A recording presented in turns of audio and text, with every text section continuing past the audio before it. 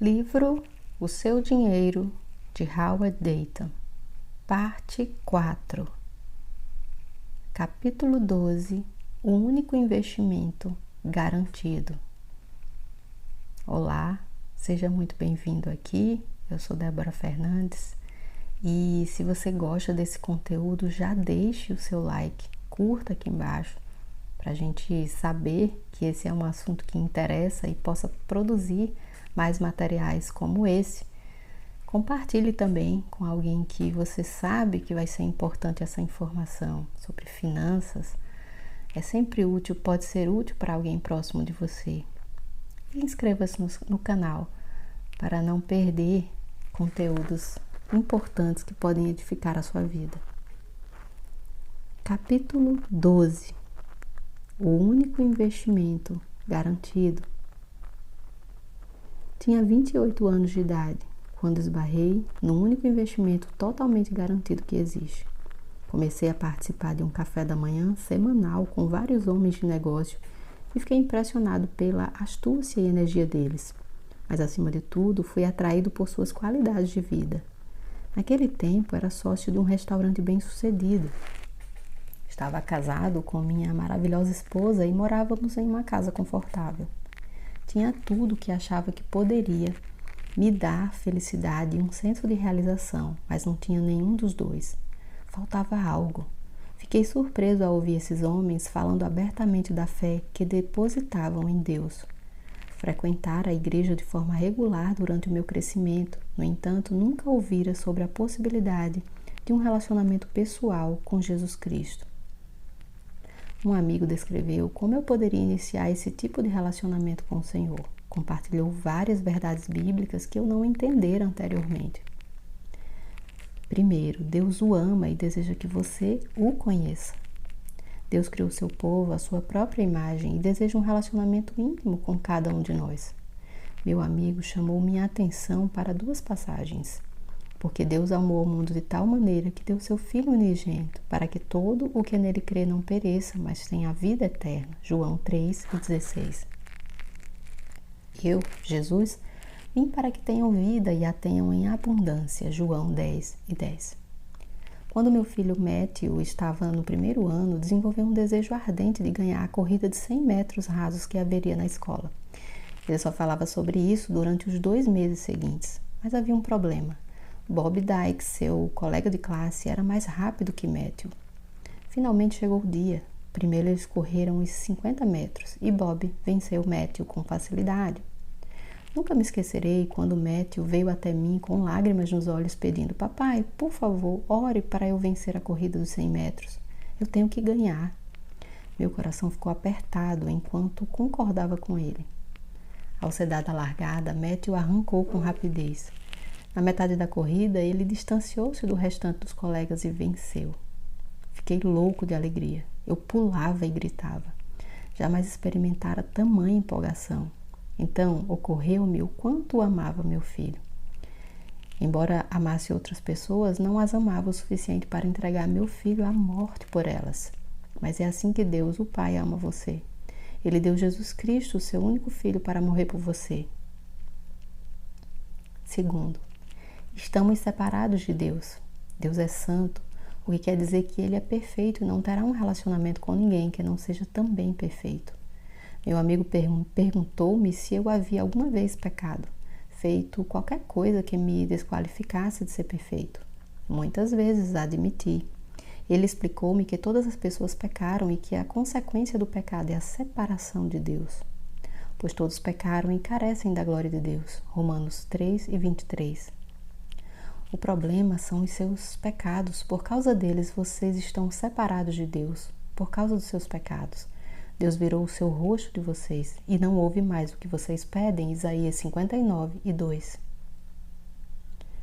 Um abismo enorme separa-nos de Deus. Alguns indivíduos tentam, sem sucesso, cruzarem esse abismo por seus próprios esforços, como, por exemplo, tendo uma vida boa e de moral elevada. Terceiro, Jesus Cristo é a única provisão de Deus para cruzar esse abismo. Jesus Cristo morreu na cruz para pagar a pena de nosso pecado e cruzar o abismo entre nós e Deus. Respondeu-lhe Jesus: Eu sou o caminho e a verdade e a vida. Ninguém vem ao Pai senão por mim. João 14:6. Mas Deus prova o seu próprio amor para conosco pelo fato de ter Cristo morrido por nós, sendo nós ainda pecadores. Romanos 5:8. Este relacionamento é um dom de Deus. Meu amigo explicou-me que, por um ato de fé, eu poderia receber o dom gratuito de um relacionamento com Deus. A transação parecia boa demais para ser verdade. Tinha aprendido nos negócios que toda vez que houvesse duas pessoas convencidas de estarem recebendo mais do que dando, havia uma transação. Mas no momento eu recebi uma oferta de um relacionamento com Deus, e isso era um dom gratuito, porque pela graça sois salvos mediante a fé. Isso não vem de vós, é dom de Deus, não de obras para que ninguém se glorie. Efésios 2:8-9. Cada um de nós precisa receber a Cristo individualmente. Eu só precisava dar as costas, arrepender-me de meus pecados e pedir que Jesus Cristo entrasse em minha vida e se tornasse Salvador e Senhor. E assim eu fiz. Como meus parceiros de negócios costumam dizer, sou uma pessoa muito prática. Eles sabem que se algo não funciona, faço parar imediatamente. Agora, após 25 anos de experiência, posso confirmar, sem sombra de dúvida, que você pode ter um relacionamento com Deus através de Jesus Cristo. Dentre tudo que conheço, nada é comparável ao conhecimento pessoal de Cristo. Se você desejar conhecer o Senhor e não tem certeza de ter ou não ter esse relacionamento, encorajo-o a pedir que Cristo entre em sua vida e afirmar isso através de uma simples oração. Deus Pai, preciso do Senhor. Convido Jesus a fazer parte de minha vida para me tornar a pessoa que o Senhor deseja que eu seja. Obrigado por perdoar os meus pecados e me dar o dom da vida eterna. Você pode cumprir todos os princípios para se tornar um mordomo fiel, mas sem um relacionamento com Cristo, seus esforços serão em vão. Se pediu para Cristo entrar em sua vida, comece a participar de uma igreja que ensine a Bíblia, a fim de que você amadureça na fé. Por favor, faça contato com o Ministério Crown e tentaremos responder suas questões ou ajudá-lo de alguma forma. Capítulo 13. Filhos, os ABCs do dinheiro. Aprender a lidar com o dinheiro passo a passo é parte da educação dos filhos. Os próprios pais devem executar essa tarefa e não deixá-la para os professores. As experiências com gastos acontecem no mundo e não numa sala de aula. Bev e eu encontramos a família dos Hitchcocks num parque para um piquenique. Enquanto observávamos seus filhos brincarem, Jean expressou uma preocupação. Allen e eu não fomos ensinados por nossos pais a lidarmos com o dinheiro de forma responsável e acho que não estamos fazendo um serviço muito melhor com nossos filhos. Eles simplesmente não entendem o valor do dinheiro. O que poderíamos fazer? Essa é uma pergunta que todos os pais precisam responder. Em 1904, o país de Gales experimentou um avivamento marcante. Milhares de pessoas conheceram a Cristo e os resultados foram incríveis. Bares fecharam-se devido à falta de fregueses. Policiais trocaram suas armas por luvas brancas, já que o crime desaparecera. Cavalos não entendiam seus donos, que já não mais diziam palavras profanas. O país de Gales enviou missionários para o mundo todo. Um desses missionários viajou para a Argentina, onde, em uma das ruas, conduziu um mocinho a Cristo. O nome do moço era Luiz Palau. Desde então, ele tornou-se conhecido como o Billy Graham da América Latina. Por sua gratidão pelo missionário do país de Gales, Palau viajou para lá durante os anos 70, no intuito de expressar essa gratidão àquela nação que o ajudara a conhecer a Cristo. Mas sua descoberta foi terrível. Menos da metade de 1% dos habitantes daquele país participavam de uma igreja. O número de divórcios era alto e o crime estava em forte ascensão. Muitas igrejas tinham sido fechadas e transformadas em bares e o rugby tinha substituído o cristianismo como a religião nacional. Como resultado dessa experiência, Palau produziu um filme chamado God Has No Grandchildren, Deus não tem netos. A mensagem do filme é que cada geração é responsável por transmitir a fé para a próxima geração. No país de Gales, apesar da tremenda vitalidade espiritual, o impacto do cristianismo desaparecera pelos anos 70. Os pais haviam falhado em passarem sua fé aos filhos. Cada geração é responsável por passar aos filhos o Evangelho e as verdades das Escrituras, incluindo os princípios financeiros. Responda esta questão. Quando você saiu de casa, qual era o seu preparo para tomar decisões financeiras? Pais e professores gastam de 18 a 22 anos preparando os jovens para ocupações, mas geralmente menos que umas poucas horas para ensinarem aos filhos o valor e o uso do dinheiro que ganharão em suas carreiras. Para ensinarem os princípios bíblicos necessários à administração do dinheiro, os pais devem usar 3 métodos: a comunicação verbal, o modelo e a experiência prática. Comunicação verbal. O Senhor cobrou dos israelitas: estas palavras que hoje te ordeno estarão no teu coração. Tu as inculcarás a teus filhos, e delas falarás assentado em tua casa e andando pelo caminho e ao deitar-te e levantar-te. Deuteronômio 6, 6 ao 7.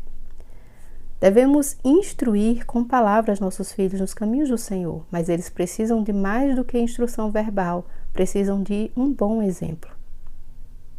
Modelo. Os filhos absorvem as atitudes dos pais relativas ao dinheiro da mesma maneira que um mata-borrão absorve a tinta. Os pais precisam ser exemplos de como lidar com o dinheiro de forma fiel.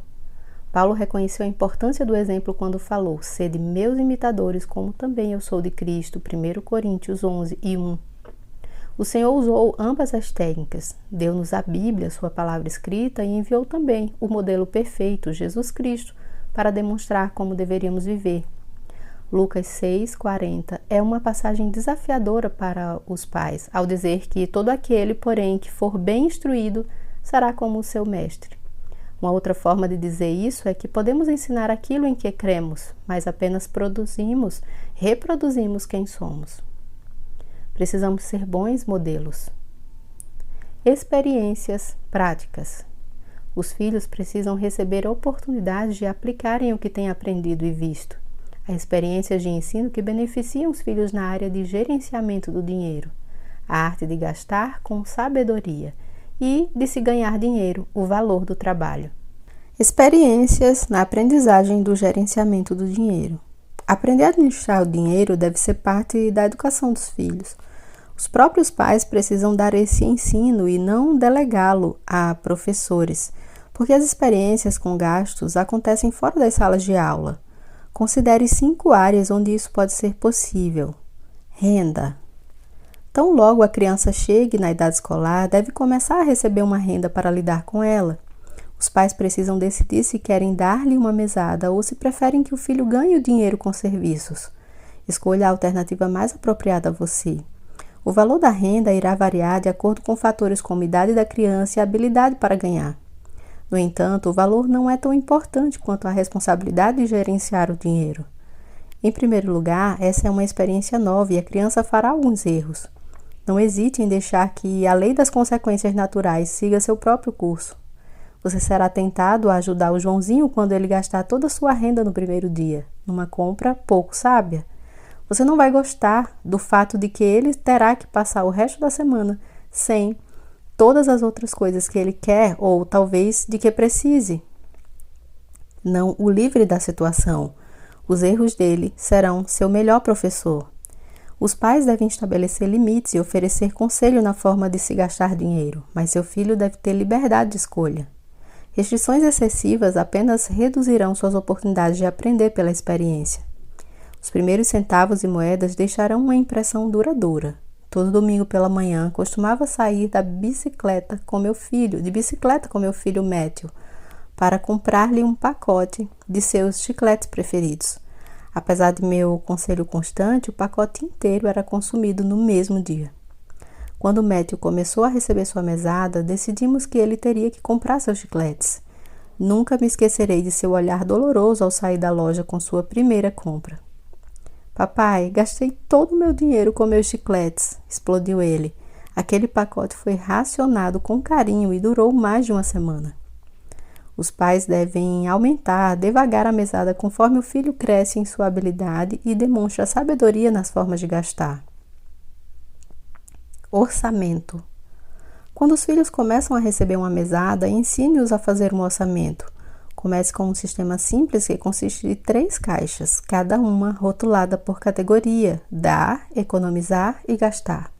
A criança distribui uma porção de sua renda em cada caixa. Assim, um orçamento simples é estabelecido usando o controle visual. Quando a caixa está vazia, não há dinheiro para gastar. Até mesmo uma criança de 6 anos pode entender esse método. Quando o filho chega aos 12 anos, tem idade suficiente para inteirar-se do orçamento da família. Irá entender que está crescendo, pois agora pode compartilhar planos para os gastos da renda da família. Perceberá que cada membro tem sua responsabilidade para gastar de forma sábia, independentemente de quem recebe a renda. À medida que a criança amadurece, deve participar de cada aspecto do orçamento da família. Isso irá ajudá-la a perceber a extensão e as limitações da renda da família, bem como a forma de fazer o dinheiro esticar para suprir as necessidades. Em primeiro lugar, o filho pode pensar que a família tem tanto dinheiro que nem será possível gastá-lo todo. Para ajudá-lo a visualizar o orçamento, converta a renda da família em pilhas de reais. Coloque-as sobre a mesa e divida as pilhas de renda em várias pilhas de despesas divididas por categorias.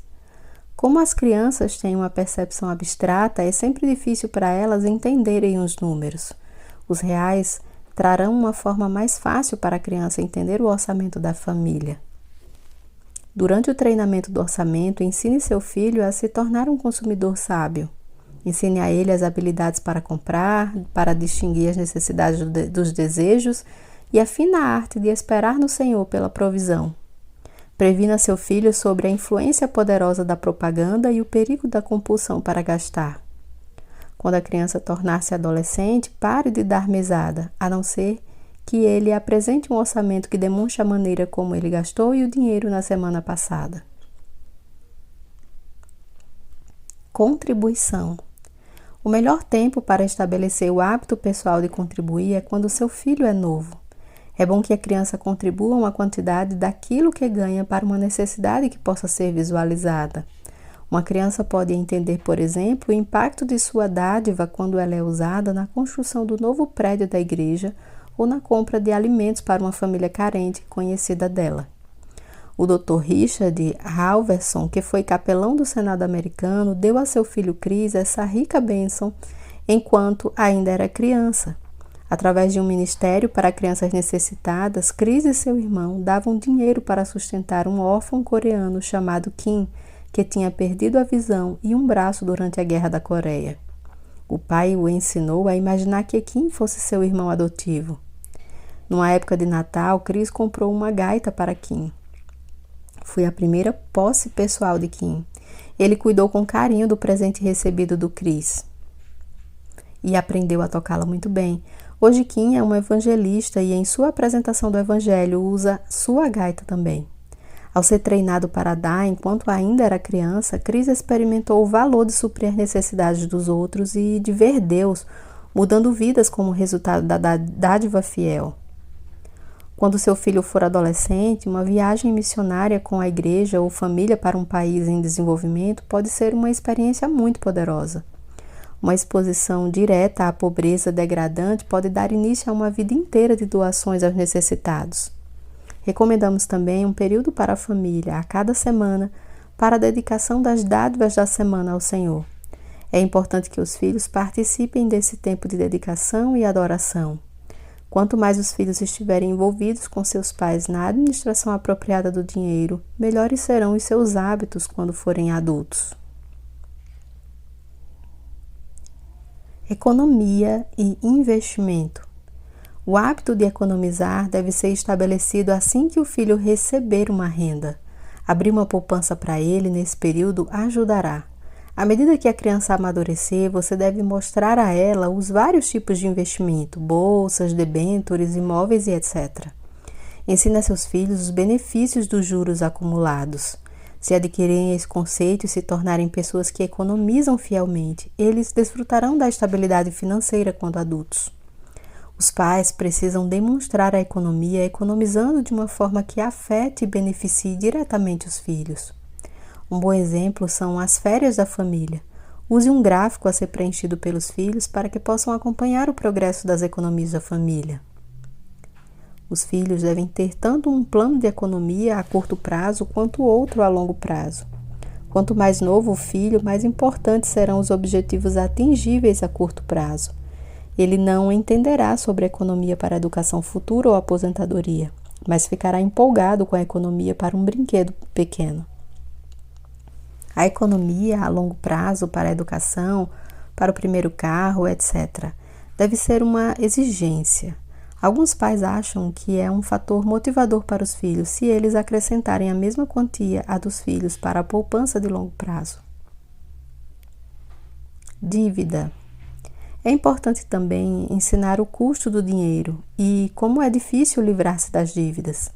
Dick Jett experimentou emprestar dinheiro para os filhos comprarem bicicletas. Ele fez um acordo e um esquema de pagamento do empréstimo, incluindo os juros. Depois que eles passaram pelo processo longo e difícil de terminarem de pagar o empréstimo, a família comemorou com uma cerimônia de encerramento de empréstimo. Dick contou que seus filhos apreciaram aquelas bicicletas mais do que qualquer outra de suas posses e fizeram um voto de evitarem empréstimos no futuro. Experiências de aprendizagem na arte de ganhar dinheiro.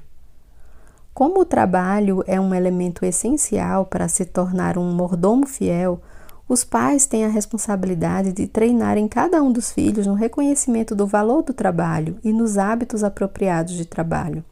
Se um filho reage e aprende a trabalhar com uma atitude apropriada, ele não somente terá dado um passo gigantesco para se tornar uma pessoa contente, como também irá se tornar valioso no mercado de trabalho.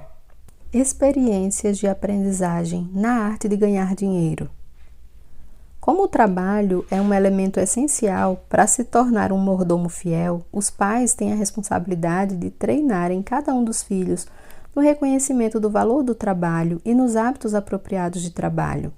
Se um filho reage e aprende a trabalhar com uma atitude apropriada, ele não somente terá dado um passo gigantesco para se tornar uma pessoa contente, como também irá se tornar valioso no mercado de trabalho.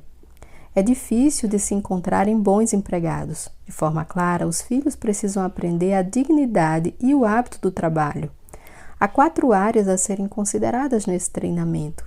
Estabeleça responsabilidades rotineiras. Primeiro, o melhor caminho para um filho tornar-se fiel em seu trabalho é estabelecer o hábito de tarefas domésticas diárias. Por exemplo, minha filha leva o lixo para fora e lava a louça, e meu filho limpa o chão. Deixe seu filho conhecer seu trabalho. Segundo ponto. Até poucos anos atrás, os filhos participavam ativamente do ganho para o orçamento familiar. Aprendiam com rapidez a responsabilidade e o valor do dinheiro. No entanto, isso é um caso raro hoje em dia. Muitos filhos não imaginam como seus pais e mães ganham a renda da família. Durante uma aula, há vários anos, um participante contou que havia perguntado ao pai o que ele fazia para ganhar dinheiro.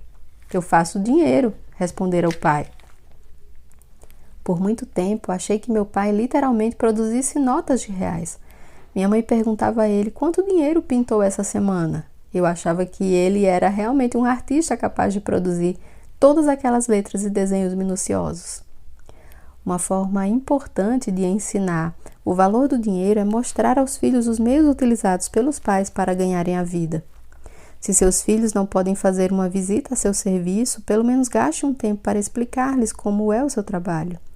Os filhos de pais que possuem o próprio negócio devem ser encorajados a participarem de forma ativa dele. Um conselho: como a maioria dos filhos já não ficam mais juntos dos pais no trabalho, as atitudes e hábitos em casa serão o maior exemplo de influência. Se um pai trabalha bastante no escritório, mas reclama de lavar a louça em casa, o que será comunicado aos filhos sobre trabalho? Examine suas atitudes em relação ao serviço e às tarefas domésticas para se assegurar de que está influenciando de forma apropriada seus filhos a serem bons trabalhadores. Ganhe dinheiro extra em casa. Terceiro ponto. Você deve encorajar seus filhos a fazerem serviços extras em casa para ganharem dinheiro. Uma boa regra é pagar a seu filho um valor justo pelo trabalho que pagaria um profissional. Por exemplo, se seu carro precisa ser lavado e sua filha precisa de dinheiro extra e deseja lavá-lo, deixe que o faça. Fique feliz em pagá-la, em vez de pagar uma outra pessoa pelo mesmo serviço. Encoraje seus filhos a trabalharem para os outros. Quarto ponto. Um serviço de entregar jornal, cuidar de crianças, zeladoria, garçom ou garçonete serve como ensino. O serviço é uma oportunidade para o seu filho fazer parte de um relacionamento entre patrão e empregado e receber dinheiro extra. Quando seu filho entrar no ensino médio, uma boa ideia é parar com as mesadas durante as férias mais longas.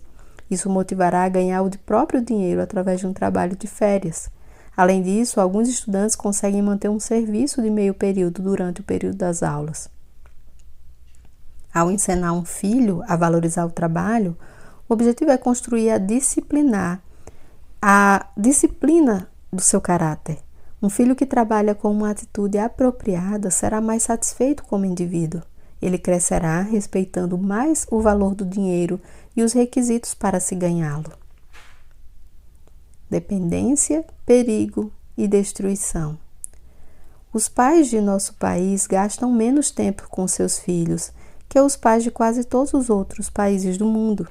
Em média, geralmente, gastam 37 segundos por dia comunicando-se com os filhos. Davi e Eli da Bíblia eram ambos homens piedosos, que tiveram carreiras produtivas, mas ambos perderam os filhos por não serem pais cuidadosos. Se os filhos prosperarem, será porque os pais os colocaram num dos primeiros lugares em sua lista de prioridades, reservando-lhes de forma consistente uma porção adequada de seu tempo e energia para instruí-los em casa. Pais, rogo-lhes que aproveitem a oportunidade de ensinarem seus filhos. Vocês podem literalmente influenciar gerações. É muito comum hoje em dia que a mãe solteira seja o cabeça da casa. Admiro as demandas enfrentadas por elas, mas por favor tenham coragem. Alguns dos filhos mais responsáveis que já conheci cresceram apenas com uma mãe piedosa. Dependência da oração. Uma das lições mais valiosas que você pode ensinar a seus filhos é a da oração pela direção e provisão do Senhor. O Senhor deseja demonstrar que Ele está ativamente envolvido com a vida de cada um de nós. Uma das formas pelas quais Ele faz isso é através das respostas às nossas orações. Devido à riqueza de nossa sociedade, sempre deixamos de lado essa oportunidade. Podemos comprar aquilo de que precisamos sem permitir que o Senhor supra tal necessidade através de nossas orações. Precisamos ser criativos na forma de experimentarmos a realidade de Deus na área de nossos gastos e precisamos ser cuidadosos para comunicar-nos esse valor aos nossos filhos. O perigo da televisão. A televisão afeta os filhos de formas que ainda não podemos imaginar. Considere as estatísticas no momento em que um adolescente forma-se no ensino médio. Ele terá gasto 10.800 horas nas aulas e 15.000 horas em frente à caixa. Os filhos gastam mais horas assistindo à TV, de 30 a 50 horas por semana, que qualquer outra atividade, exceto dormir. Uma pesquisa recente perguntou às crianças se elas prefeririam desistir dos pais homens ou da televisão. Mais de 2 em cada 5 crianças, o que significa 44% responderam que abandonariam os pais homens. O estrago maior não acontece como resultado daqueles programas ou comerciais que atacam de modo direto os padrões bíblicos, mas daqueles que fazem suposições antibíblicas e cujo ataque é indireto e subliminar. A influência da TV nos filhos é tão penetrante e potencialmente perigosa que os pais não podem permitir-se ignorá-la. Ao contrário, devem colocar restrições e regulamentos se desejarem ter sucesso na educação de seus filhos como mordomos fiéis. A destruição no excesso de indulgência. Quando se trata de dinheiro, os pais estão sempre na corda bamba, tentando manter um equilíbrio apropriado. Com facilidade, podem ser avarentos com o dinheiro. No entanto, em nossa cultura opulenta, eles são, com mais frequência, indulgentes e, consequentemente, atrapalham o desenvolvimento do caráter de seus filhos. Quantas vezes já não ouvimos sobre um pai que, em sua mocidade, vendeu jornais para comprar uma bicicleta e agora tem um adolescente que dirige um sofisticado carro esportivo. É claro que o excesso de indulgência com relação ao dinheiro pode retardar o desenvolvimento do caráter do filho e destruir a necessidade de iniciativa e motivação. Com certa frequência, isso cria no filho uma expectativa constante de ser presenteado, sem ter de trabalhar ou economizar para comprar. Estratégia para a independência. Finalmente, precisamos estabelecer uma estratégia para a independência. Lily e Marge, de Orlando, têm 4 filhos que são as crianças mais maduras e responsáveis que já conheci. A estratégia deles tem sido a de trabalhar para que cada um dos filhos consiga gerenciar de forma independente suas próprias finanças, com exceção moradia e alimento, quando estiverem no término do ensino médio. Assim, podem estar disponíveis para aconselharem os filhos à medida que aprendem a tomar suas próprias decisões quanto a gastos. Vamos rever os 3 passos para o treinamento dos filhos. Primeiro, comuniquem verbalmente os princípios bíblicos sobre como administrar o dinheiro. O Ministério Crow desenvolveu uma série de 3 estudos para filhos, um para adolescentes, outro para crianças de 8 e 12 anos e um estudo para crianças menores de 8 anos. Os pais podem usá-los de forma bem eficaz para darem um treinamento aos filhos. 2. Tornem-se modelos. Modelos de fidelidade financeira, permitindo que seus filhos observem-nos bem de perto e vejam como vocês aplicam esses princípios. 3. Criem oportunidades práticas para que seus filhos experimentem os princípios financeiros de Deus. Talvez um filho gaste compulsivamente, mas seja muito generoso. Outro poderá economizar e nunca deseja doar. Você precisa estudar as personalidades de seus filhos de forma cuidadosa e adaptar seu treinamento para adequá-lo a cada filho. Como o país de Gales descobriu, Deus não tem netos. Transmitir nossa fé em Cristo à próxima geração pode ser comparado a um revezamento. Todos os técnicos de corrida vão dizer-lhe que o revezamento é ganho ou perdido na passagem do bastão entre os corredores. É raro um bastão cair depois de estar seguro com firmeza pela mão de um velocista. Se ele for cair, será no momento da passagem. Como pais, temos a responsabilidade de passar o bastão das verdades bíblicas práticas a nossos filhos. Às vezes, durante o treinamento, podemos achar que quase não há progresso. De qualquer forma, seja consistente e persistente. Ainda não encontrei um adulto cujos pais viveram todos esses princípios bíblicos sobre finanças e os ensinaram de forma sistemática a seus filhos. Como consequência drástica dessa falta de treinamento, os filhos têm saído de casa mal equipados para gerenciarem seu futuro financeiro de acordo com as Escrituras. Oro para que nossa geração deixe a nossos filhos o legado abençoado da fidelidade financeira. Contraste. A sociedade diz: os pais não precisam exigir que seus filhos estabeleçam a disciplina de gerenciar o dinheiro ou de trabalhar arduamente. As Escrituras dizem: os pais têm a obrigação de treinarem os filhos a serem mordomos fiéis e gerentes sábios do dinheiro. Compromisso. Avalie o que seus filhos têm aprendido sobre o trabalho e a forma de lidarem com o dinheiro. Considere o uso dos estudos do Ministério Crow para seus filhos. Esses estudos vão treiná-los a serem mordomos fiéis. Capítulo 14. Orçamento. Mantenha-se a par dos fatos. No dia em que Bev e eu fomos visitar Frank e Vivian Webster, os pais de Jean Hitchcock, eles estavam contentes com a presença de Heather, sua neta. Enquanto o observavam-na brincando, não havia nem mesmo um indício do que haviam sofrido no ano anterior. Para os Webster, aquele foi um ano de grandes abalos. Frank tinha tido um infarto que paralisara seu lado esquerdo e por isso perderam o emprego. Tiveram de vender sua casa tão aconchegante com um pequeno lago na frente e se reajustarem a um padrão de vida muito inferior. O apartamento limpo e bem arrumado, que agora chamava de lar, estava pouco mobiliado. Era fácil de perceber que estavam vivendo tempos difíceis. Vivian falou sobre a readaptação deles.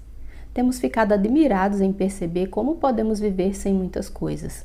Fomos forçados a cuidar de cada centavo e a seguir um orçamento bem rigoroso. Estavam encurralados na área financeira e tinham reagido economizando a todo instante. Não usavam ar-condicionado, já não comiam em restaurantes e limitavam o uso de água quente a 30 minutos por dia, o suficiente para tomarem banho e arrumarem a cozinha. Estava valendo a pena. Conseguiam economizar mais do que quando viviam com o ótimo salário de Frank como engenheiro. No entanto, durante aqueles anos de ganho fácil, viveram sem as restrições de um orçamento. O trauma do desemprego forçou-nos a nos comunicarmos numa área de nossas vidas que não tivera limites durante os dias das vacas gordas, explicou Vivian. Aprendemos mais um sobre o outro através da adversidade do que em qualquer outro momento de nossos 37 anos de casamento. Embora possa parecer estranho, somos gratos por essa dificuldade. Há mais paz em nossa família agora do que durante os anos de prosperidade. O que é um orçamento? A família Webster é uma prova de que quando planejamos o destino de nosso dinheiro, podemos fazê-lo render mais. Isso é orçamento, um plano para se gastar dinheiro. Por que fazer um orçamento? Quando o banco notificou o cliente de que estava no vermelho, ele replicou com descrédito: "Devo ter mais dinheiro em minha conta. Ainda tenho 6 folhas no meu talão de cheque." Como o cliente surpreso. Se você não tiver um orçamento por escrito, as chances de extrapolar seu crédito serão maiores. Fazer orçamentos nem sempre é divertido, mas é a única forma de seguirmos e aplicarmos aquilo que temos aprendido sobre sair das dívidas, economizar e doar, além de satisfazermos nossas necessidades básicas. Seja qual for o valor de nossa renda, a maioria de nós tem dificuldade em viver dentro do orçamento, a não ser que haja um plano para os gastos. Tenho visto incontáveis exemplos disso. Independente de quanto uma pessoa ganhe, provavelmente o mês ainda não terá terminado quando o dinheiro acabar, a não ser que um plano cuidadoso e disciplinado para os gastos seja estabelecido e seguido. O uso de orçamento introduz uma atitude de controle nos gastos, necessária para se alcançar os objetivos financeiros. O orçamento oferece uma oportunidade para a oração sobre as decisões quanto aos gastos. Isso é importante, pois, de acordo com uma pesquisa entre maridos jovens, mais de 50% dos mais sérios problemas conjugais é financeiro. De fato, um juiz observou que o conflito por causa do dinheiro é a maior razão para o número de divórcios sem precedentes. Raramente encontra uma família com problemas financeiros sem que haja uma tensão forte entre o casal. Um orçamento tem sucesso pelo esforço de todos. Ele é uma boa ferramenta de comunicação entre marido e mulher. Um orçamento tem sucesso pelo esforço de todos. Ele é uma boa ferramenta de comunicação entre marido e mulher. Um orçamento pode também ajudar a família a dar grande valor ao dinheiro sem perder de vista as coisas mais desejadas por seus membros. Uma família em nossa vizinhança assumiu o compromisso de todas as férias enviar os filhos por 2 semanas a um acampamento. Vários anos atrás, enquanto planejavam seu orçamento em janeiro, ficou evidente que não haveria dinheiro suficiente para os filhos viajarem. A família entrou num acordo de que cada membro contribuiria para o acampamento de verão, fazendo um sacrifício. O pai desistiu do jogo de golfe uma vez por semana, a mãe não faria parte da liga de boliche de verão e os filhos receberiam metade de sua mesada normal. Usando um orçamento, a família foi capaz de antecipar um problema e ajustar seus gastos de forma a conseguirem o que mais desejavam, nesse caso, o acampamento de verão. Como fazer um orçamento? Um orçamento é útil apenas se for usado. Ele deve ser um plano feito sob medida para administrar as suas finanças e não as de outra pessoa. Alguns preferem usar um sistema feito à mão, enquanto que outros um orçamento feito no computador. Siga os 3 passos seguintes para preparar seu orçamento. Primeiro passo: comece pela situação atual. O desenvolvimento de um orçamento deve iniciar-se com a situação atual. Determine com precisão o valor do dinheiro ganho e gasto. A maioria das pessoas não sabe o quanto realmente ganha ou gasta. Por isso, é necessário fazer uma relação do que acontece com cada centavo durante o mês para formar-se um quadro acurado e completar um orçamento estimado. Se sua renda não for igual a cada mês, como o salário de alguém que recebe por comissão, faça uma estimativa do ano todo e divida por 12 para estabelecer uma ideia de sua renda mensal. Então, determine as despesas que não ocorrem mensalmente. Como exemplos, temos os impostos sobre imóveis e gastos com férias. Faça a estimativa de seu gasto anual com essas despesas e divida o total por 12 para determinar o seu custo mensal. Com tais informações em mãos, você pode completar o seu orçamento mensal estimado na página seguinte. Não desanime. Quase todos os orçamentos começam com os gastos excedendo os ganhos, mas há uma solução. Segundo passo, resolva onde quer chegar. Para resolver o problema de gastar mais do que se ganha, você precisa aumentar a sua renda ou diminuir os seus gastos. É simples. Ou você ganha mais ou você gasta menos. Não há outras alternativas. Aumentando a sua renda. Um serviço de meio período, ou melhor ainda, um projeto que envolva a família inteira, são maneiras para aumentar a sua renda mensal. O perigo sempre presente de um aumento na renda é a tendência de um acréscimo nas despesas também. Para evitar esse problema, faça um acordo antecipado de aplicar todo o dinheiro extra para o equilíbrio do orçamento. Outro problema em potencial é o de um membro da família sacrificar seus relacionamentos para ganhar um dinheiro extra. Reduza as despesas.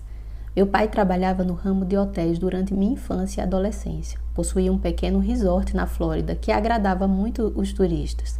O negócio era sazonal durante o inverno, era muito movimentado, mas no verão quase não havia movimento. Ele conta que só de pensar no verão sentia um frio na espinha. Todavia, após os meses de fartura, ele sempre sentia-se gratificado. O verão ensinou-lhe a criar o hábito de fazer as seguintes perguntas com relação às despesas. Quais delas são absolutamente necessárias? Quais não são necessárias e quais despesas posso reduzir? Você pode fazer as mesmas perguntas com relação ao seu orçamento pessoal ao trabalhar para reduzir os gastos.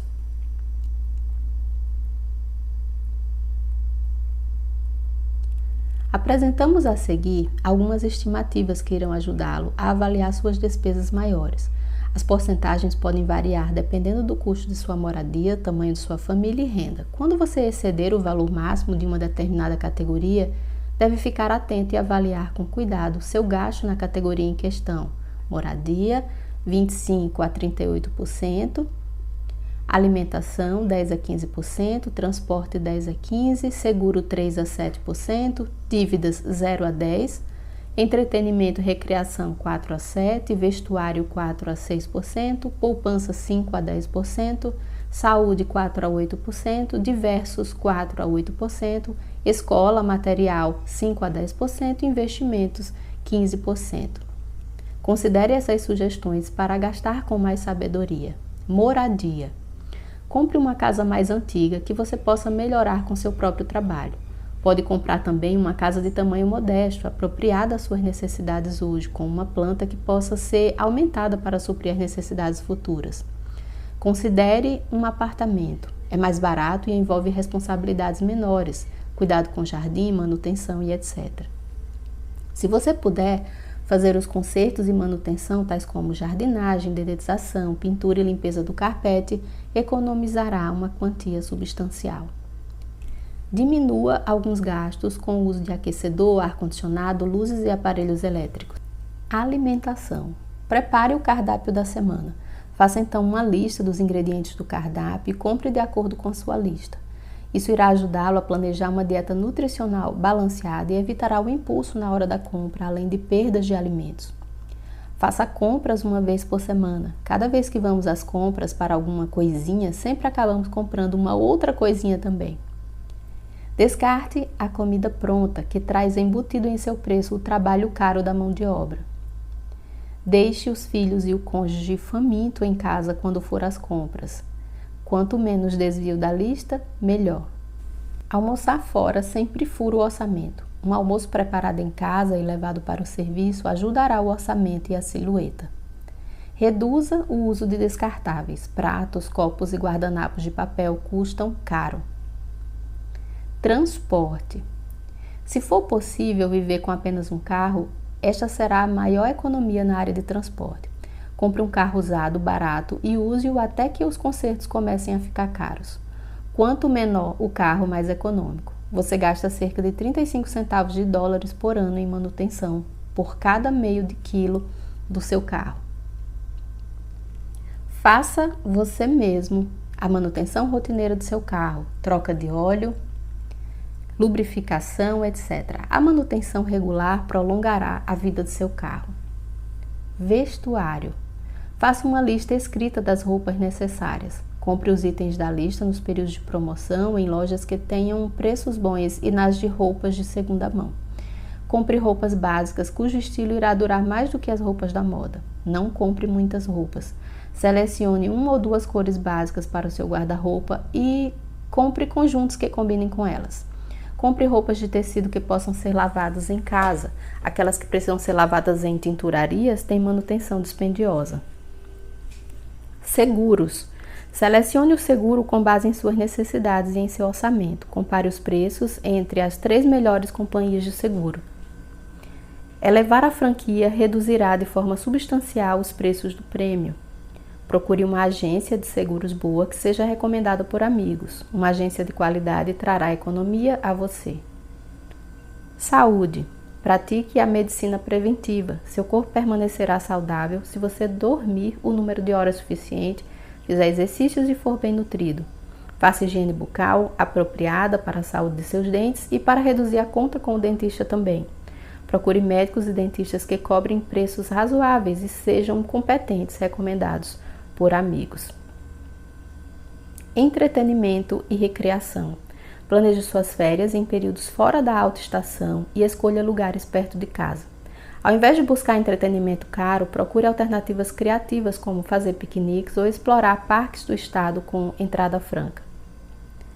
5 dicas de orçamento. Primeiro, faça as contas de seu talão de cheques a cada mês.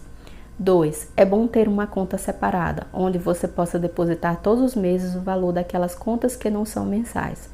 Por exemplo, se o prêmio anual de seu seguro é $960, deposite $80 nessa conta todos os meses.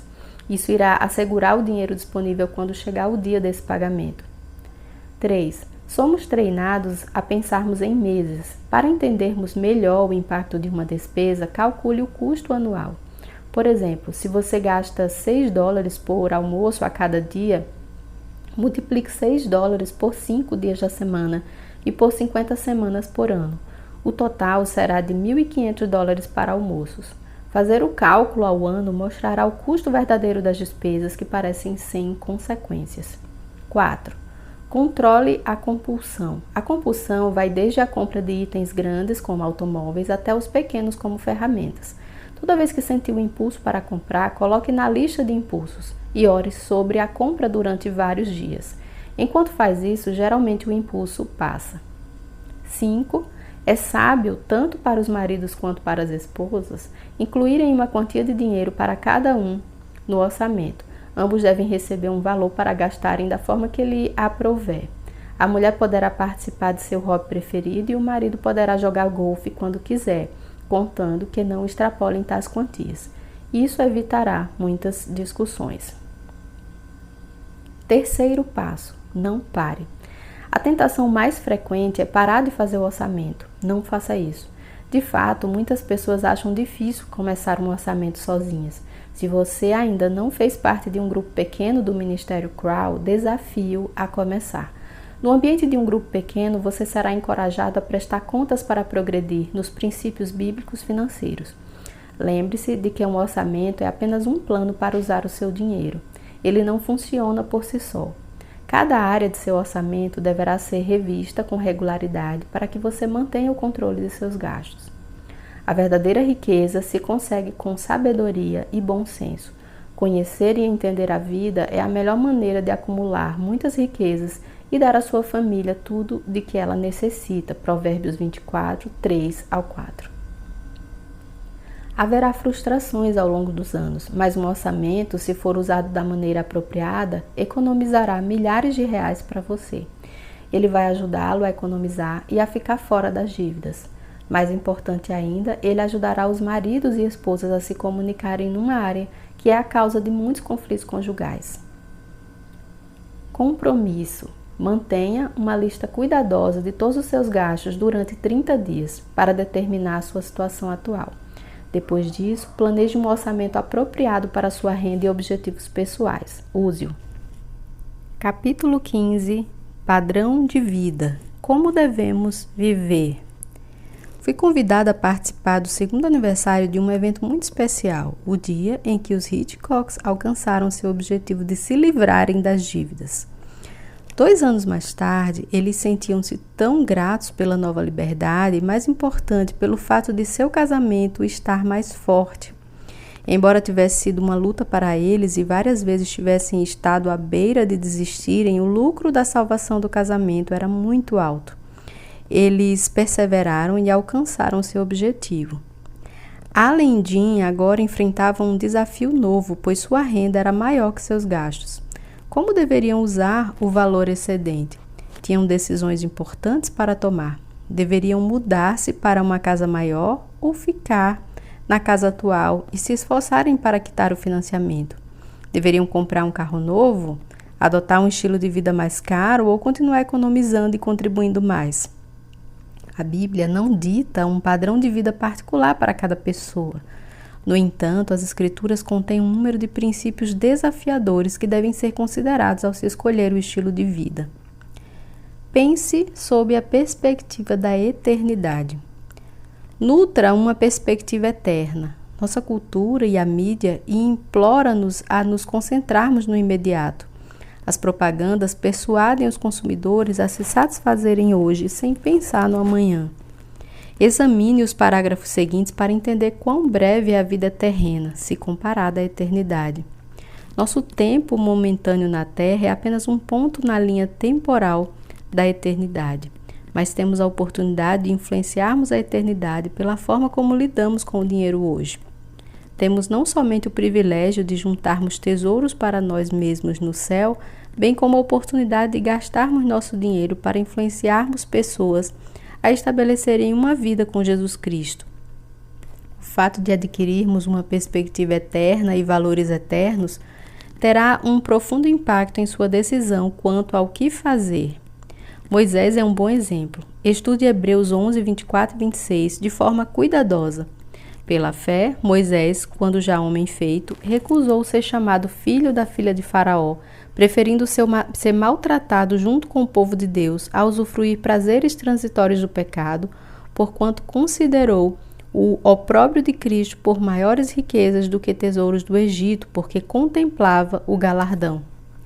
Moisés enfrentou uma decisão. Como filho adotivo de Faraó, poderia desfrutar da vida suntuosa da realeza ou poderia decidir tornar-se um escravo hebreu. Como tinha uma perspectiva bíblica, decidiu-se pela segunda alternativa e foi usado pelo Senhor de um modo tremendo. Nós enfrentamos uma decisão semelhante.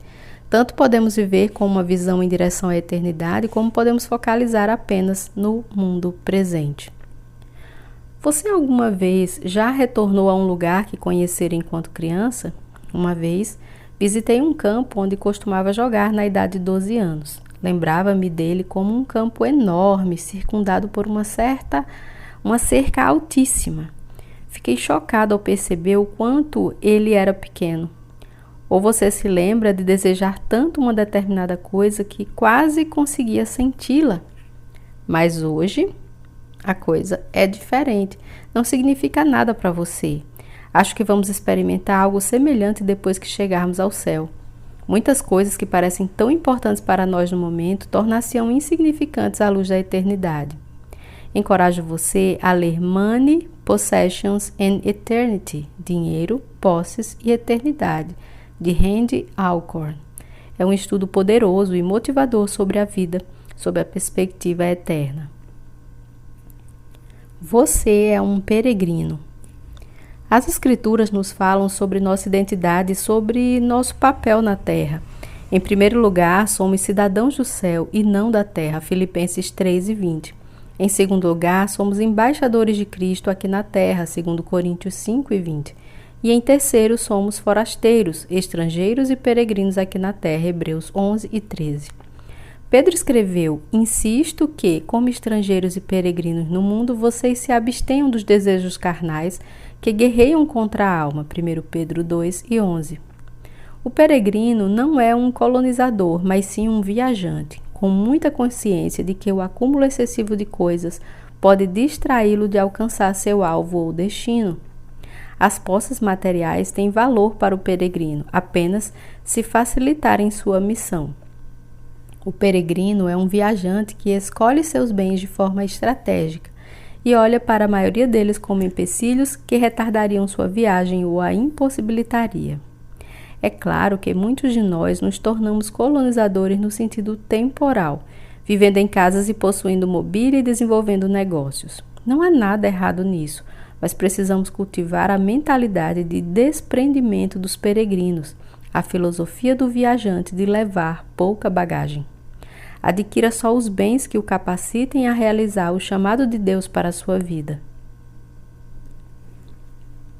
Faça o esforço de viver com simplicidade. Cada posse requer tempo, atenção e frequentemente dinheiro para mantê-la. Muitos dos bens de tipo errado podem demandar tanto tempo, energia e dinheiro que prejudicam nosso relacionamento com o Senhor e com as outras pessoas. A vida calma e simples traz o melhor ambiente para permitir que tenhamos tempo suficiente para nutrirmos nosso relacionamento com o Senhor. O texto de 1 Tessalonicenses 4:11-12 aconselha a diligenciardes por viver tranquilamente, cuidar do que é vosso e trabalhar com as próprias mãos, como vos ordenamos, de modo que vos porteis com dignidade para com os de fora e de nada venhais a precisar. Estamos em guerra. Participa dos meus sofrimentos como bom soldado de Cristo Jesus. Nenhum soldado em serviço se envolve em negócios dessa vida, porque o seu objetivo é satisfazer aquele que o arregimentou. 2 Timóteo 2:3-4. Em tempos de guerra, em geral, as pessoas alteram de forma radical seu estilo de vida para ajudarem na guerra. Gastam menos com os confortos da vida para que o exército seja suprido de modo adequado. Como soldados, devemos tomar cuidado para não colocarmos para nós mesmos empecilhos advindos dos cuidados dessa vida. Reconheça o inimigo, porque a nossa luta não é contra o sangue e a carne, e sim contra os principados e potestades, contra os dominadores deste mundo tenebroso, contra as forças espirituais do mal nas regiões celestiais. Efésios 6:12. Na guerra, você usa sua arma mais eficaz. A missão do diabo é desviar-nos de servirmos a Cristo. Com frequência, ele realiza isso tentando-nos para que sirvamos ao dinheiro e às posses. Conforme já vimos, o dinheiro é o rival principal de Cristo com relação ao senhorio de nossa vida. Não podeis servir a Deus e às riquezas. Mateus 6:24. Em geral, é difícil identificar a servidão ao dinheiro porque o amor dedicado a ele é um pecado respeitável. As pessoas o congratulam quando você adquire os adornos do sucesso financeiro. Assim, em oração, você deve examinar seu relacionamento com Cristo e com o dinheiro. Gaste de forma a agradar ao Senhor. Em oração, submeta ao Senhor suas decisões quanto aos gastos. Tudo que possuímos pertence ao Senhor e devemos gastar de forma a agradá-lo e não com os propósitos egoístas.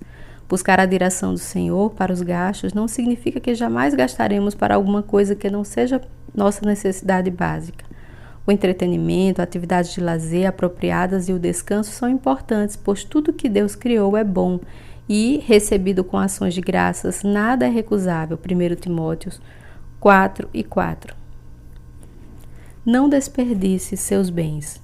Disse Jesus também aos discípulos: havia um homem rico que tinha um administrador, e este lhe foi denunciado com quem estava a defraudar os seus bens. Então, mandando-o chamar, lhe disse: que é isto que eu ouço a teu respeito?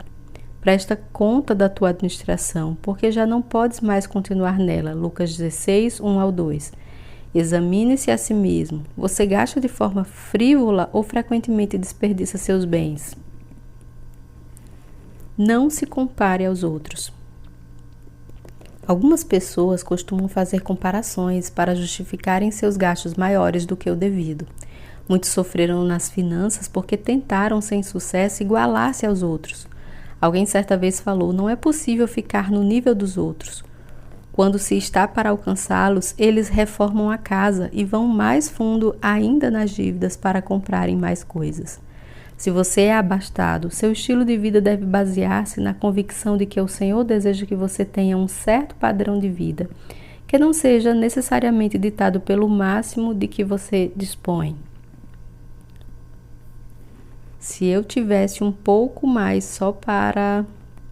Você já teve aquela sensação de que se estivesse numa posição de mais prestígio ou mais dinheiro, então poderia realizar coisas significativas para o Senhor? Examinemos 2 homens que viveram em Roma e estiveram nos lados opostos do espectro econômico. Antes de os gladiadores lutarem no Coliseu, todas as pessoas levantavam-se esperando em silêncio por César. As lutas não podiam começar até que ele chegasse. Quando chegava, era saudado com altos gritos de "Salve César!". Ele tinha mais poder, prestígio e riqueza que qualquer outra pessoa daquele tempo. Era adorado como um deus. Em outro lado de Roma, vivia um outro homem e em circunstâncias totalmente diferentes. Ele estava na prisão, acorrentado a guardas. Investia seu tempo orando e escrevendo aos amigos. Seu nome era Paulo. Um homem vivia num palácio opulento, o outro vivia numa cela suja. Um tinha fortuna quase ilimitada, o outro não possuía quase nada. Um era o centro das atenções, o outro virtualmente ignorado. Quase 2000 anos mais tarde, as pessoas no mundo todos reconhecem qual deles deu sua contribuição importante à eternidade. Elas põem nome em seus filhos, inspiradas no prisioneiro, e em suas saladas inspiradas no imperador.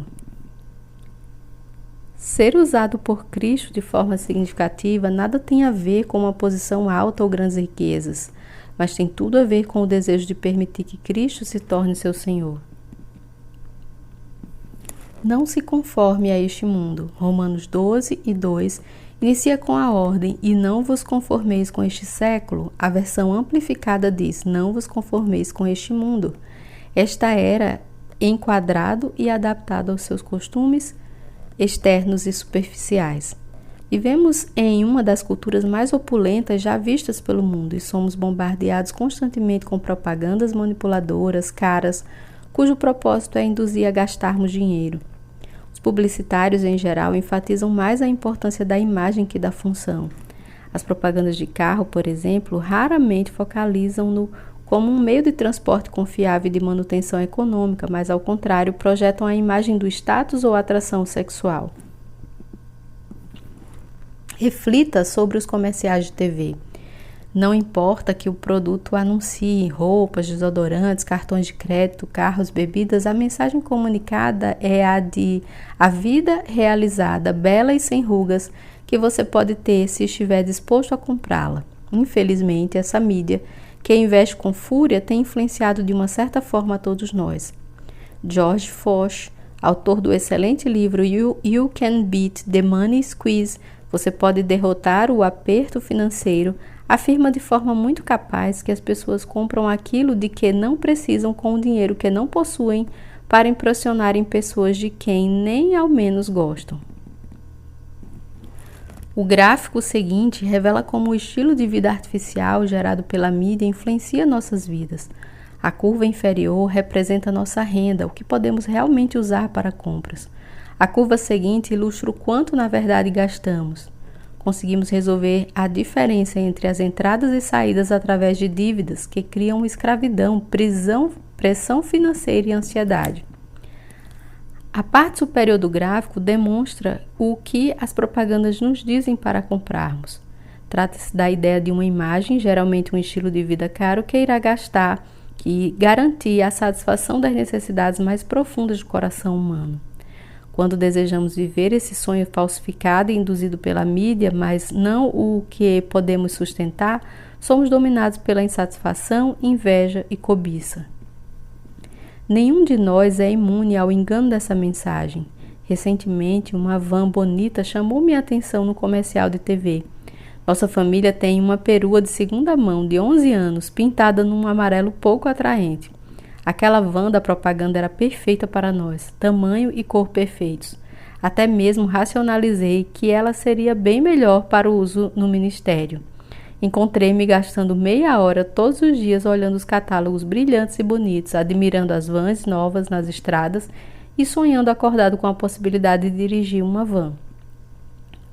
Fui pego. Parece que, a cada dia, a perua amarela ficava mais feia, enquanto a van passou da categoria de eu a quero para a de eu preciso dela. Capítulo 16. Perspectiva. O que é importante de fato?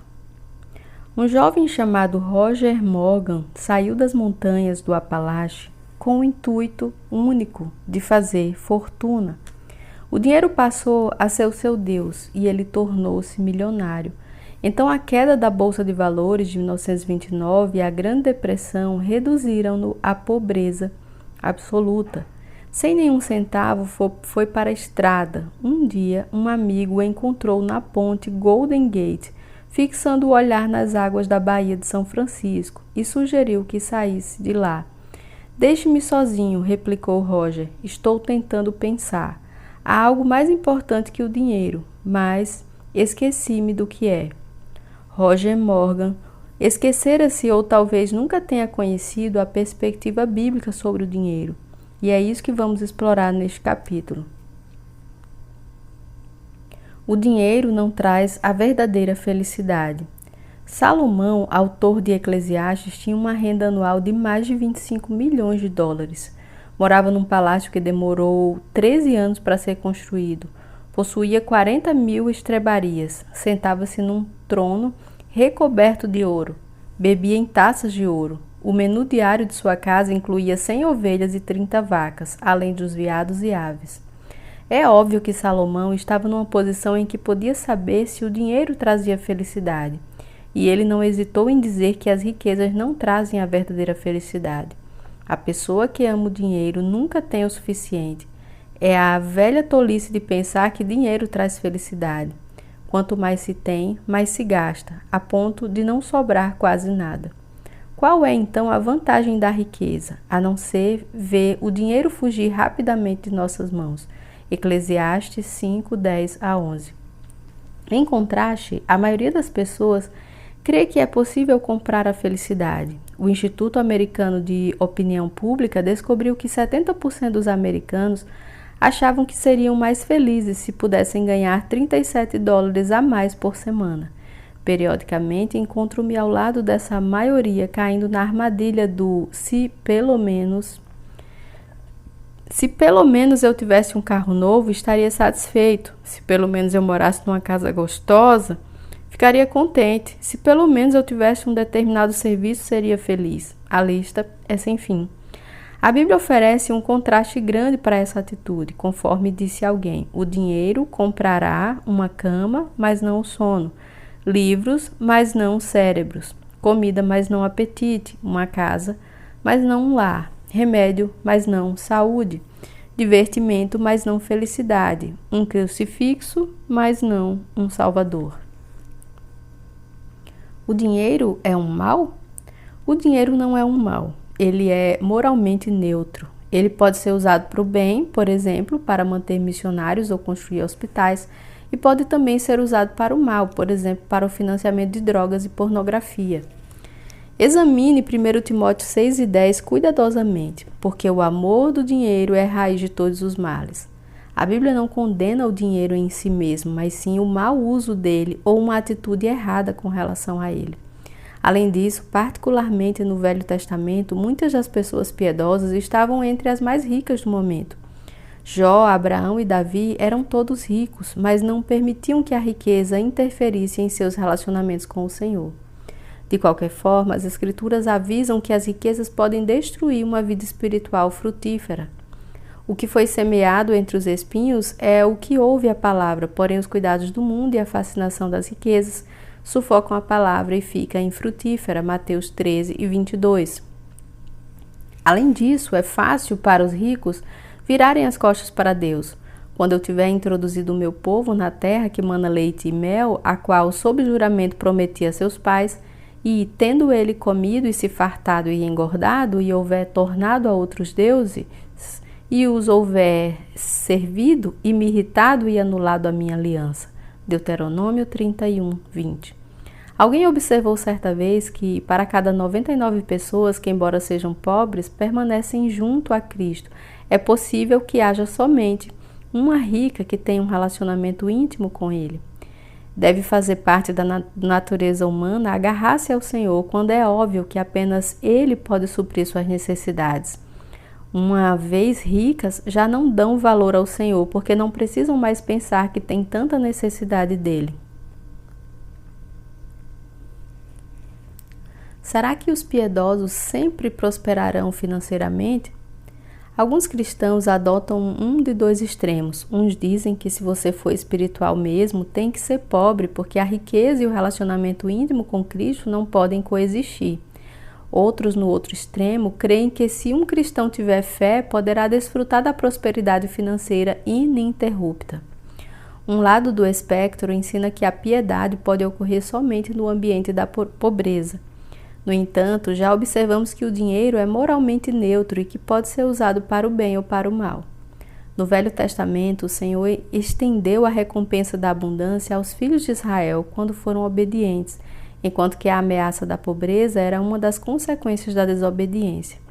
Deuteronômio 30, 15 ao 16 afirma: Vê que proponho hoje a vida e o bem, a morte e o mal. Se guardares o mandamento que hoje te ordeno, que ames ao Senhor teu Deus, andes nos seus caminhos e guardes os seus mandamentos, e o Senhor teu Deus te abençoará.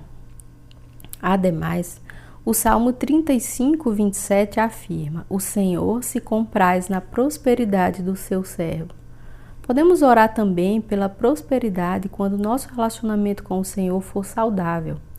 Amado, acima de tudo, faço votos por tua prosperidade e saúde, assim como é próspera a tua alma. 3 João 2. Quero enfatizar isso mais uma vez. A Bíblia não diz que uma pessoa piedosa precisa viver na pobreza. O piedoso pode ter recursos materiais. Por outro lado, há aqueles que creem que todos os cristãos que verdadeiramente têm fé sempre prosperarão. Isso é também um erro.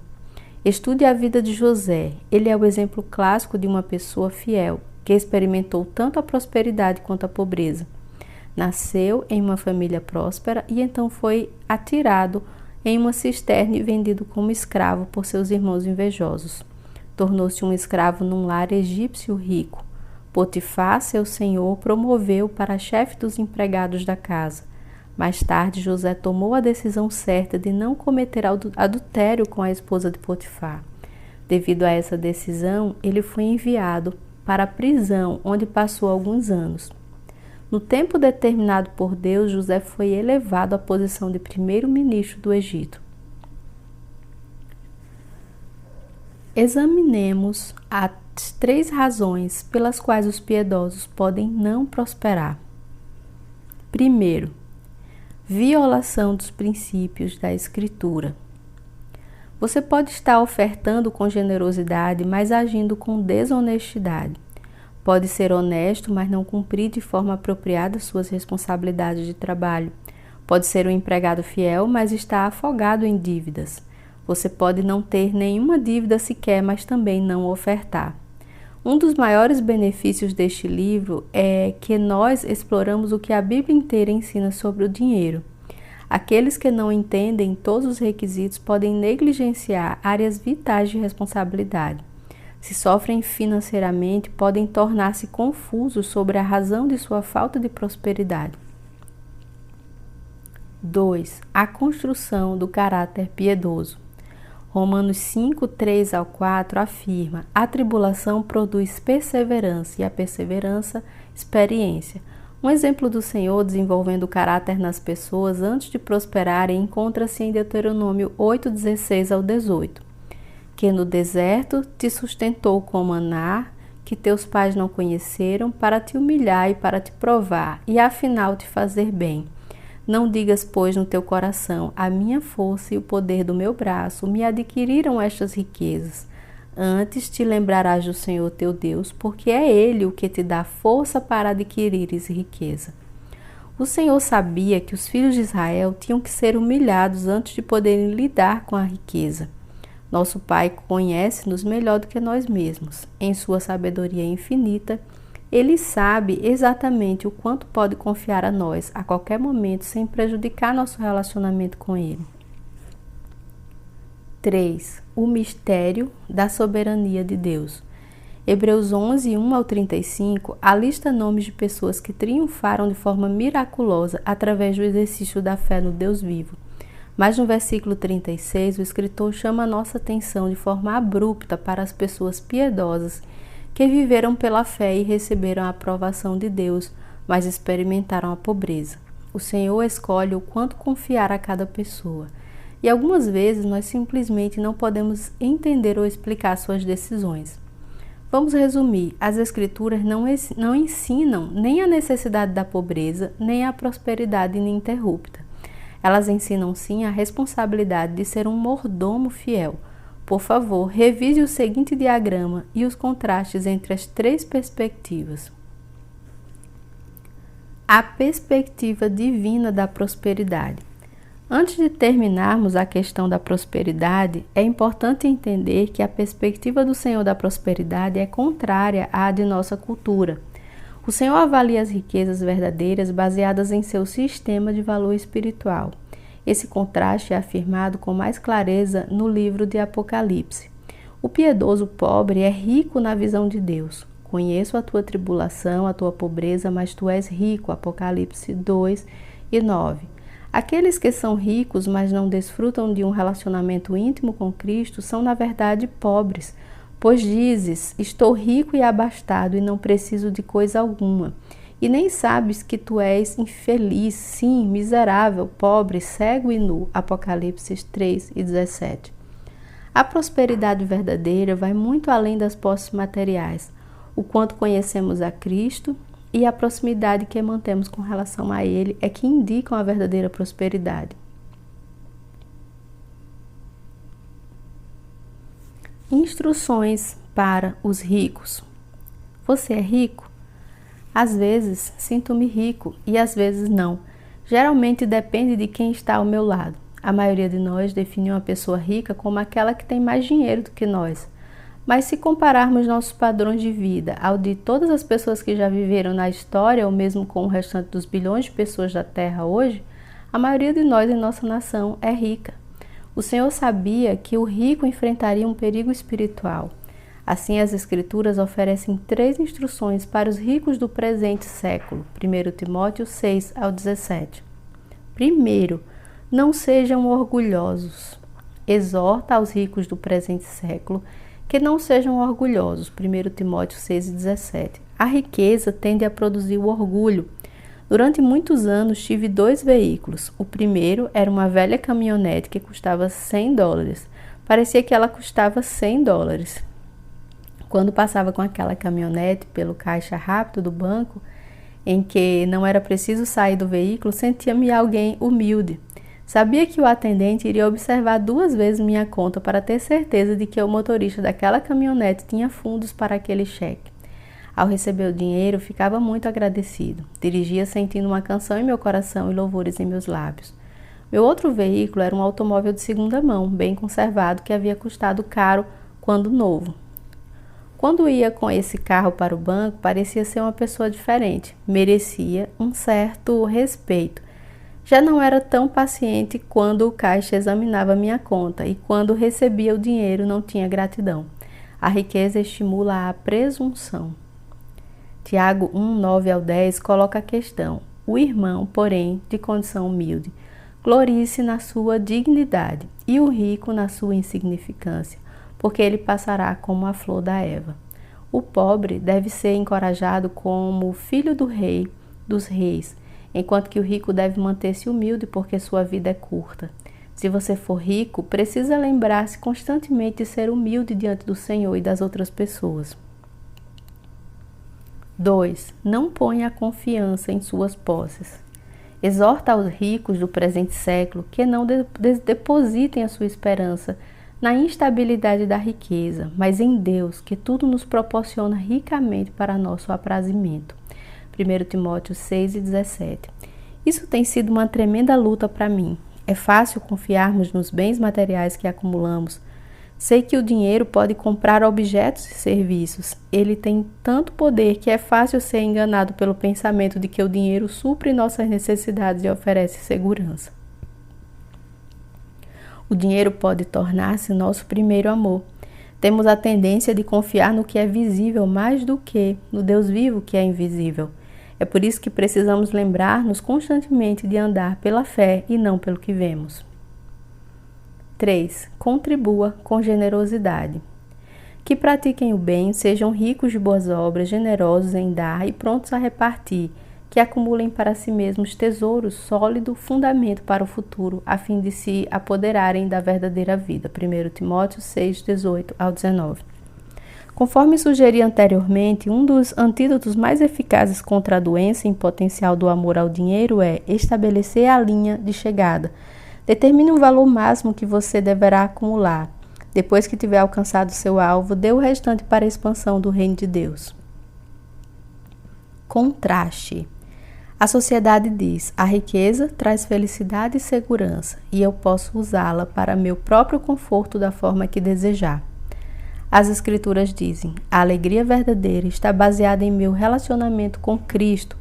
Apenas nele confiarei. Se sou rico, devo ser generoso e pronto a repartir. Compromisso. Estudarei a Bíblia com constância para manter a perspectiva divina quanto ao dinheiro e posses. Capítulo 17. Resumo geral. Vamos recapitular. No início deste livro, perguntamos por que a Bíblia fala tanto sobre dinheiro, mais de 2.350 versículos.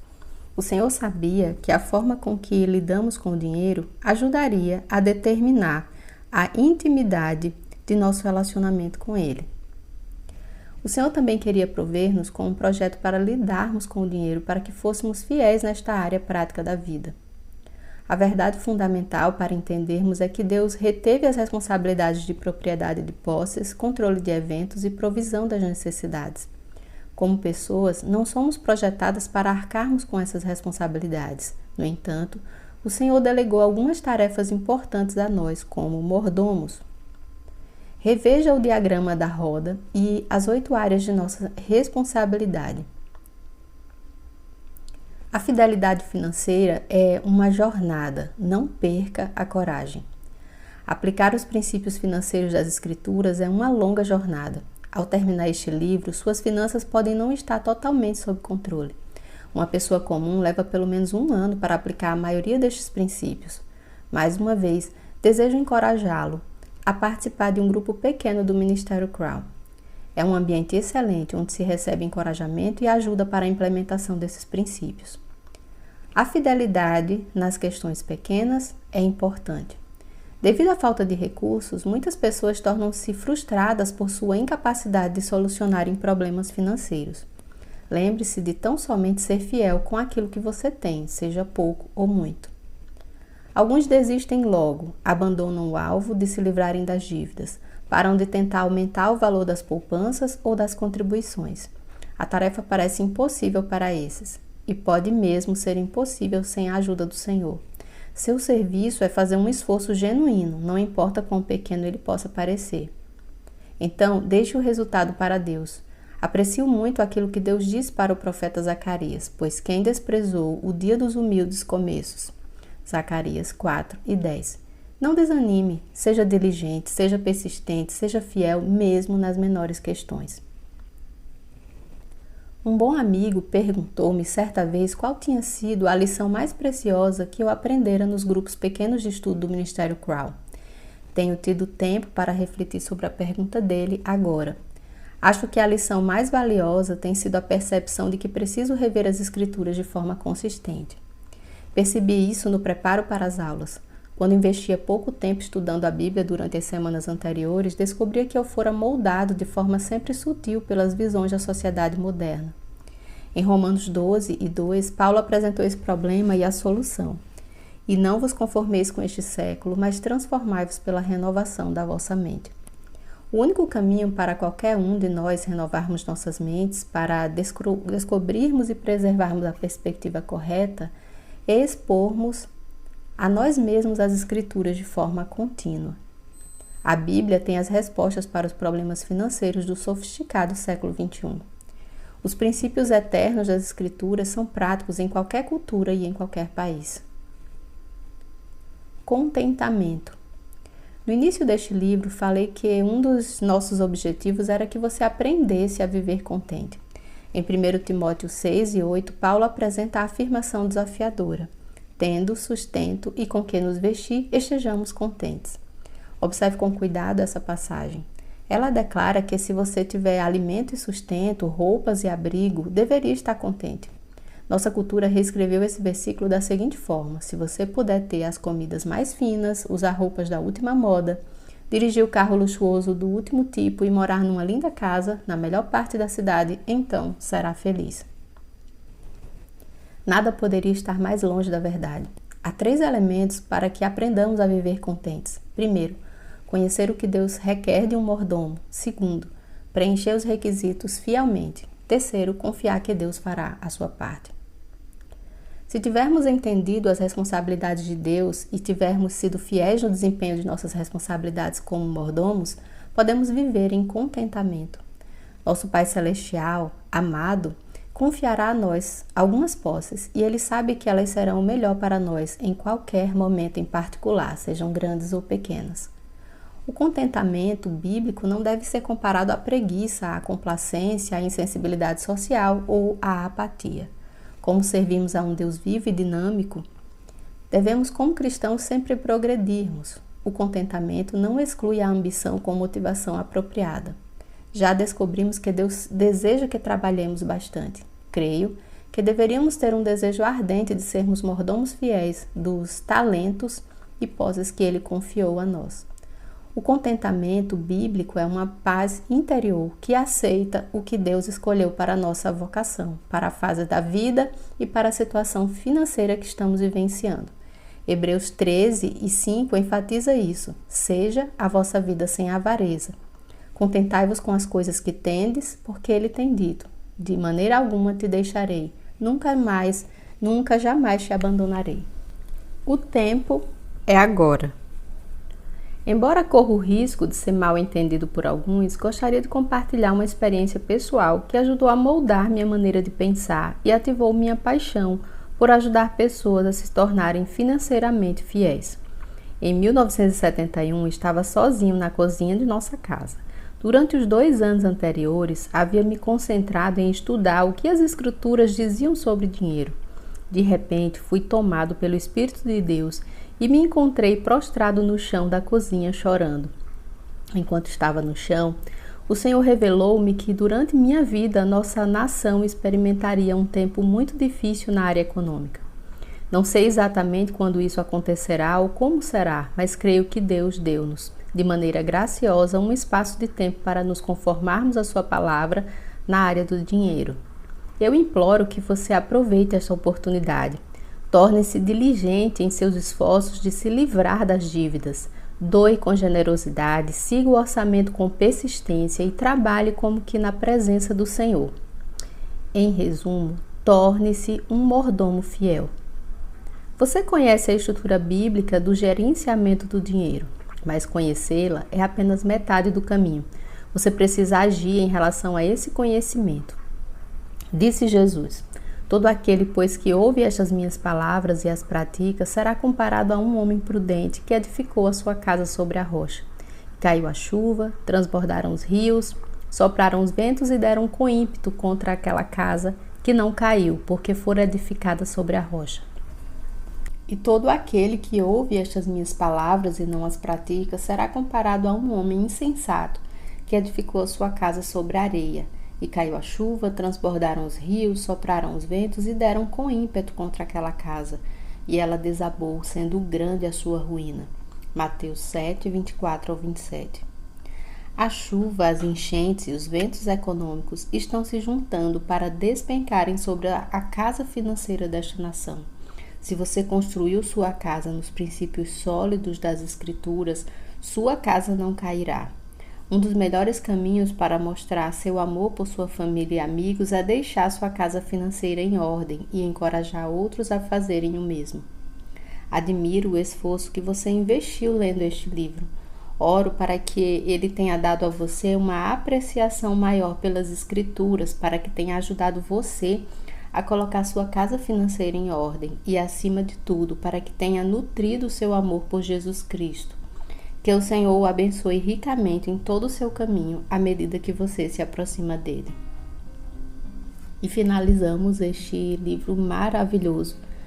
Eu estou muito feliz, eu particularmente gostei muito desse livro, né? Eu não tinha lido, eu li enquanto eu fazia essa narração e eu estou muito feliz de ter chegado ao final. Eu espero profundamente que ele lhe auxilie nessa área tão importante da sua vida, que são finanças.